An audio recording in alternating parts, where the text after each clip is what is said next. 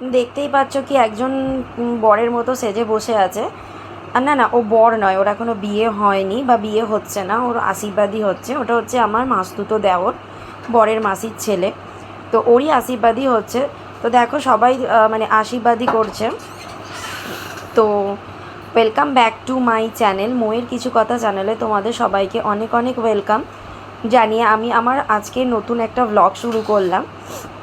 তোমরা যারা চ্যানেলটা সাবস্ক্রাইব করেছো তাদেরকে অনেক অনেক ধন্যবাদ, যারা এখনও করোনি তারা প্লিজ সাবস্ক্রাইব করে নিও। দেখো প্রথমেই তোমাদেরকে বললাম একজন মানে আমার দেওরের আশীর্বাদই হচ্ছে, আর আমি কি করছি, স্কুলে বসে কাজ করছি। তো সেদিনটা ছিল প্রচণ্ড গরম, গরমে পুরো মানে কি বলবো, খুব কষ্ট হচ্ছিল। তো সকালবেলা নিয়ম অনুযায়ী কাজকর্ম সেরে আমি স্নান টান সেরে নিয়েছি। তো মেয়ে যেহেতু স্কুলে যাবে, মেয়েও স্কুলে যাবে, সেই কারণে মেয়ের টিফিনের ব্যবস্থা করছি। বাকি সবার ইনভিটেশন আছে, আমারও ইনভিটেশন ছিল, বাট আমি যাব দুপুরে, আমি এখন যেতে পারছি না। তো সেই কারণে মেয়েও যাচ্ছে না, মেয়েকেও টিফিন করে দিচ্ছে, আর আমার নিজেরও টিফিন করে স্কুলে নিয়ে যেতে হবে। তো একটু আলু ভাজা করে নিয়েছি, যেহেতু মেয়ে আলু ভাজাটা খেতে বেশি ভালোবাসে। তো আলু ভাজা আর একটু আটা মেখে নিয়েছি, ওর আর আমার মতো রুটি করে নেবো। আর এখানে ডিম সিদ্ধ বসিয়ে দিয়েছি ওর আর আমার, বাকি সবাই ওখানে গিয়েই খাবে মাসির বাড়িতে। তো দেখো আমি সানস্ক্রিন যেটা ইউজ করি, সেটা সকালবেলা সানস্ক্রিনটা আগে ইউজ করে নিলাম। ইউজ করে নিয়ে দেখো স্কুলে চলে এসেছি।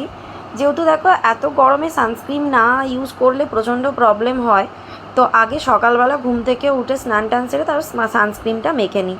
তো যেহেতু স্কুলে এখন প্রচণ্ড চাপ আছে, সামনে ফাদার্স ডে সেলিব্রেশন আছে, তো ফাদার্স ডে ডান্সের প্র্যাকটিস চলছে, ডান্স ম্যাম ডান্স করাচ্ছে।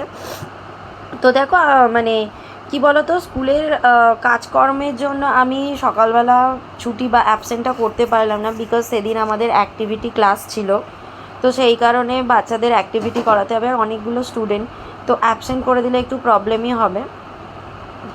তো সেই কারণে আমি আর অ্যাবসেন্টটা করতে পারিনি। আর একটা জায়গায় যখন কাজ শুরু করেছি তখন তো রোজ রোজ অ্যাবসেন্ট করলে চলে না বলো। তো সেই কারণেই অ্যাবসেন্টটা নিইনি। যেহেতু বিয়ে আছে, বিয়েতে বিয়ে হবে, যদিও বিয়ের সময় আমার খুব একটা অ্যাবসেন্ট হবে না। তো দেখো এইভাবেই আমাদেরকে চলতে হবে, তাই না?